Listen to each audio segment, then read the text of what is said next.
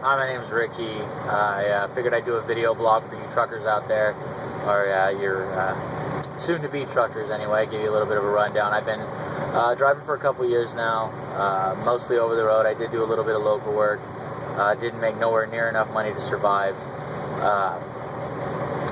But I'm over the road now. I live in Southern California. I'm in Maryland, and it's winter time, and so you get held up a lot, things like that. So I'm been out for about a little over a week now. I'm supposed to be on my way back home shortly.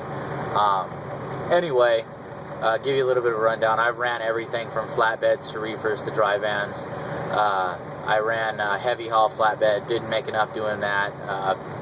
They offered you a lot per mile, but when the miles aren't there, you don't make enough to cut it. I was getting $400 a week to run flatbed, which is ridiculous. I worked for Werner for a year and a half. They gave me the experience I needed to find something better, but they sucked. In the end, they just sucked. Financially, I just couldn't afford it. I made, 26 cents a mile when I was running long haul, and when I was local, I was getting.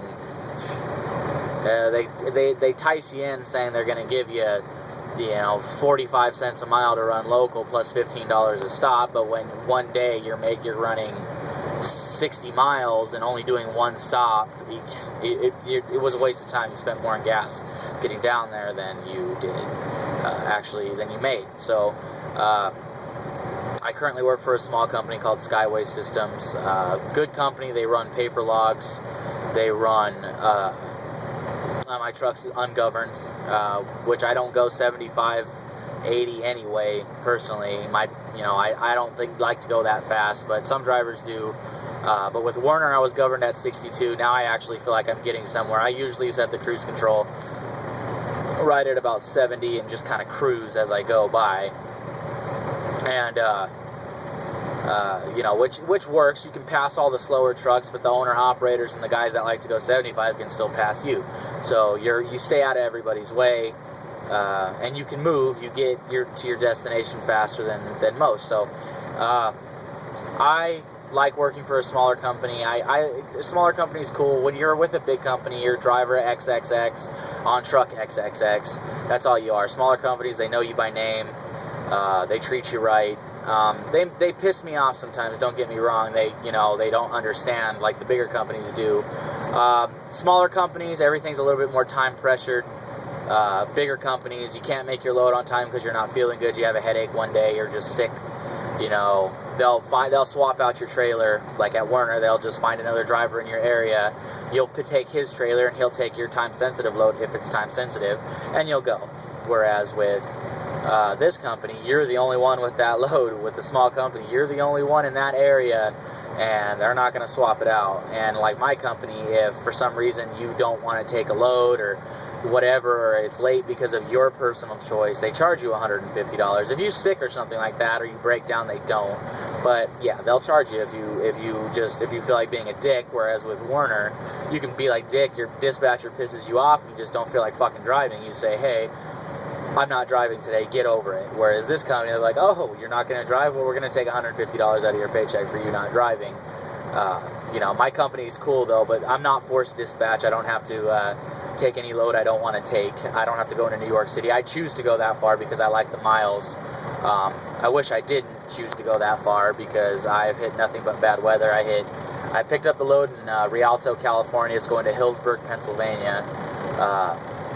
I've ran into nothing but bad weather. It's a 2,800 mile load, and this is my 7th day on the load. I got stuck I stopped early in Utah because of the fog. They had a little bit of a fog, which is unusual for Utah.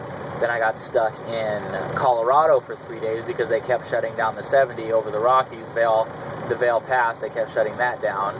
Then I got stuck in Missouri. Then I got stuck in, after Missouri, I was able to keep going, but now I'm stuck in Maryland because of the weather, and they're expecting a ½ inch of ice tonight on the road, so my windshield's ice up, as you can see. Even when I turn my fabulous wipers on, not a damn thing happens. So I call it in personally. I don't like to run in that, but you new drivers, You got to understand, truck driving is about work. You're not going to make any money. All these drivers, I always hear these drivers complaining, oh, I don't make enough money, this and that. Truck driving, just, there's no money in it. Yeah, there is. Unfortunately, there is money in it. You just got to be willing to work for it. These guys, a lot of the times, they don't like to drive more than 400 miles a day, and when their company stops giving them miles because they're not making loads on time, they complain. And it's about work. You don't get to work, if you're a long-haul trucker, you don't get to work Monday through Friday and take the weekend sleeping in your truck. You got to actually get out there, and you're working most of the weekends. When you're 21 days out, you don't take a break until you've broken 70 hours in 8 days. Then you got to take a break, and you got to take only 34 hours off. So that could take you 2 weeks to get to that point if you're only running 8 hours a day because of whatever reason. So truck driving is about work. You can make money in it if you really, really bust your ass doing it. But it's personal. You can bust your ass. I like to work. I'd rather be driving than sitting, because you just get to go out. You get bored sitting in the truck. I just sit here and play Angry Birds. Now I'm stuck on Flappy Bird or poker, or I watch Netflix or Hulu or something like that. And it gets kind of boring, especially when you're stuck for whatever reason. Then you're not making any money. So truck driving is what you make of it.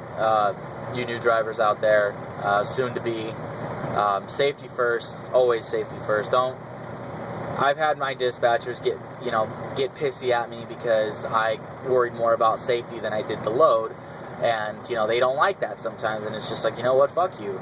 Unfortunately, when you're a truck driver, unfortunately for them, fortunate for us, but once you get a little bit of experience, you can quit your job as a truck driver and have another job in an hour. They'll already be setting you up for orientation.